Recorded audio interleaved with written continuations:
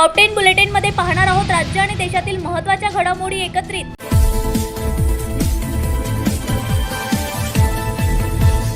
नागपुरात गॅस लिकेजच्या तक्रारी वाढल्या, छोटी चूकही महागात पडू शकते, प्रशासनाचा इशारा। अंगणवाडीतून घरी न परतलेल्या 4 वर्षाच्या मुलाचा रात्रभर शोध, दुसऱ्या दिवशी उघडकीस आले धक्कादायक सत्य। नागपूरचा इंजिनियर वर्षभरापासून मलेशियाच्या तुरुंगात, कंपनीने 3.25 कोटी न भरल्याने सुटका अडकली।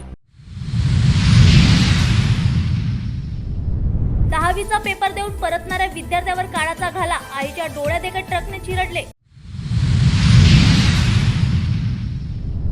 महावितरणच्या नव्या नियमांमुळे घरगुती सौर ऊर्जा प्रकल्पावर ब्रेक लागण्याची शक्यता।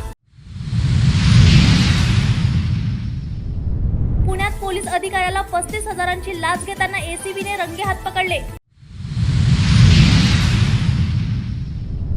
सोलापुरात 10वीच्या परीक्षेत 10 बनावट विद्यार्थी बसल्याचा धक्कादायक प्रकार उघड। बनावट रेशन कार्ड बनवून सरकारी योजनांचा लाभ घेणाऱ्या टोळीवर पोलिसांची मोठी कारवाई। राज्यसभेच्या 7 जागांसाठी निवडणूक जाहीर, महाराष्ट्रातील राजकारण तापण्याची शक्यता। अल्पवयीन मुलीसोबत गैरवर्तन प्रकरणाने राज्यभर संताप।